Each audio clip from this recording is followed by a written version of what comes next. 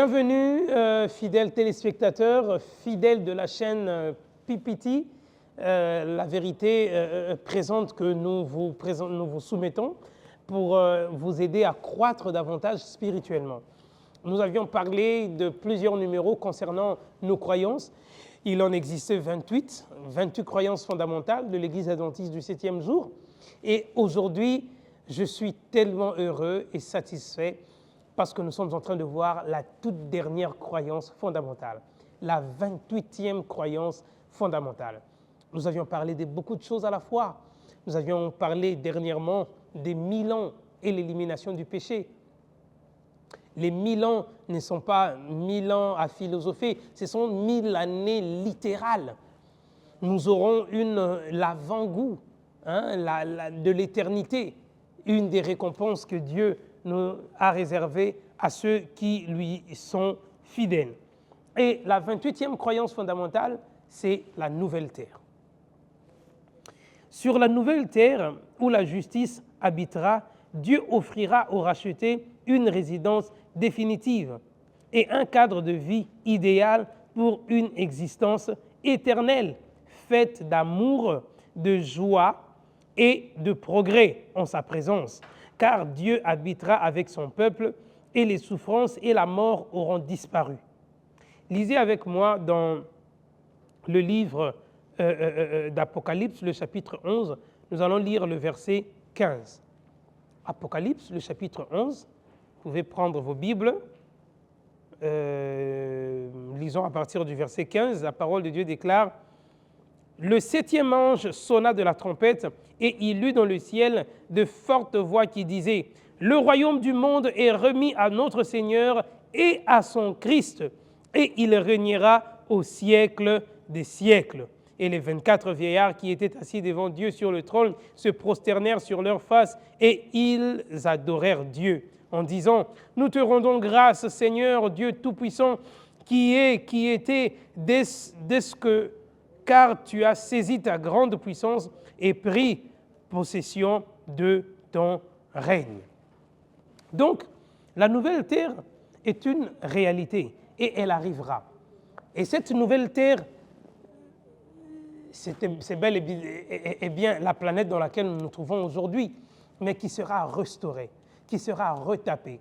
Et le mal sera éradiqué. Il n'y aura plus de viols, il n'y aura plus de guerre, il n'y aura plus de famine, il n'y aura plus de criminels, il n'y aura plus d'adultère, il n'y aura plus de trahison, il n'y aura plus de voleurs, il n'y aura plus de détourneurs, il n'y aura plus toutes ces choses qui sont en train d'accabler notre vie pendant que nous sommes en train d'exister sur cette terre misérable. La terre sera restaurée, la terre sera retapée. Il n'y aura plus des saisons, des climats qui puissent gêner l'existence, créer des situations désertiques dans un coin du monde et des guerres parce qu'il n'y a pas d'eau dans certains autres endroits. Mais ça sera une terre restaurée, travaillée de façon à ce que les élus, ceux qui hériteront la vie éternelle, puissent y vivre de façon paisible.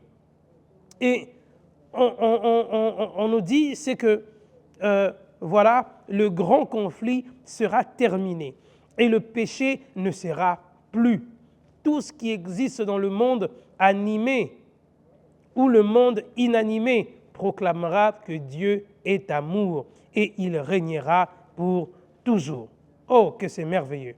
Lisez avec moi dans Apocalypse, le chapitre 22. Nous prendrons le verset 1er et le verset 5. Je disais, Apocalypse, le chapitre 22, le premier verset, « Et il me montra un fleuve d'eau de la vie, limpide comme du cristal, qui sortait du trône de Dieu et de l'agneau.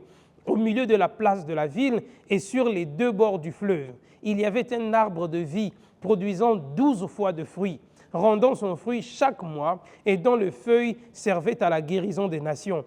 Il n'y aura plus d'anathème. Le trône de Dieu et de l'agneau sera dans la ville. Ses serviteurs le serviront et verront sa face, et son nom sera sur leur front. Il n'y aura plus de nuit. Ils n'auront besoin ni de lampe, ni de lumière, parce que le Seigneur Dieu les éclairera et ils régneront au siècle des siècles. Qu'est-ce que c'est merveilleux! La nouvelle terre existera réellement. Et la Bible nous donne des indices qui confirment cela. Nous pouvons aussi rajouter Matthieu, le chapitre 5, le verset 5. Matthieu, chapitre 5, le verset 5, la parole de Dieu déclare « Heureux les débonnaires, car ils hériteront la terre. » Donc, il y aura une terre restaurée. Et tous ceux qui seront trouvés dans le livre de vie, c'est-à-dire ceux qui auront cru au Seigneur Jésus, ceux qui auront fait preuve du témoignage de la foi de Jésus, ceux qui auront gardé les commandements de Dieu en lui demeurant obéissants et fidèles, tous ceux-là qui sont rachetés par le sang de Jésus et qui demeurent dans son amour et dont les noms ont été inscrits dans le livre de vie dès le fondement de la terre, alors ils hériteront cette terre restaurée, cette terre retapée. Il n'y aura plus de soleil pour vous brûler, il n'y aura plus de pluie pour vous inonder. Les choses seront tellement équilibrées parce que le mal sera éradiqué. Les choses seront tellement merveilleuses parce que le péché sera anéanti. Je vous invite, mes frères, je vous invite, mes sœurs, à prendre des décisions qui feront à ce que votre vie actuelle régule votre procession sur le parcours du salut que vous êtes en train d'effectuer, pour que même quand vous passerez de ce monde, que votre mort ne soit pas la fin.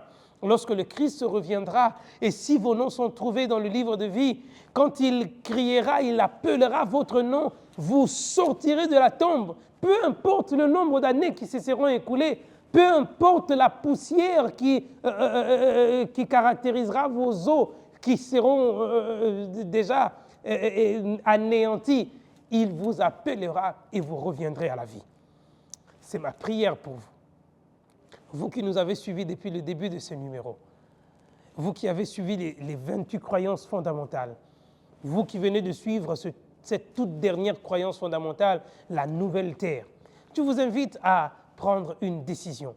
Si vous n'avez pas encore reçu le Seigneur Jésus, je vous invite à le faire aujourd'hui. Vous pouvez le dire parce qu'il le mentionne dans sa parole, il dit « Voici, je me tiens à la porte de ton cœur et je frappe. Si quelqu'un entend ma voix et il ouvre, j'entrerai chez lui. Je souperai avec lui et lui avec moi. » Si tu n'as pas encore reçu le Seigneur Jésus, je te donne l'occasion de le recevoir. Tu peux incliner ta tête là où tu te trouves et répéter ces paroles après moi. Ô éternel Dieu, j'ai suivi tes enseignements. J'ai cru en ta parole. Je sais que tu as fixé un jour où tu restaureras chaque chose. Je veux que lorsque tu paraîtras dans les nuées, que mon nom soit trouvé dans le livre de vie. Même si je suis mort, que je revienne à la vie et que je te rejoigne dans les nuées, que je vive 1000 ans avec toi. Et lorsque nous descendrons sur la terre, la nouvelle terre, que je vive l'éternité à tes côtés. Aie pitié de moi, pardonne mes iniquités, envoie ton Esprit Saint, afin qu'il vive dans mon cœur, qu'il me révèle ta volonté et que je marche en conformité à ta parole, non selon mes désirs, mais selon tes désirs à toi. Au nom de Jésus, Amen. Si vous aviez fait cette prière, vous devez croire que vos noms sont inscrits dans les annales célestes. Et si vous connaissez une église adventiste à proximité de votre secteur, n'hésitez pas à aller vous présenter afin qu'ensemble vous communiez avec ce peuple en gardant les commandements de Dieu et en témoignant la foi de Jésus. Pour le reste, que Dieu vous bénisse.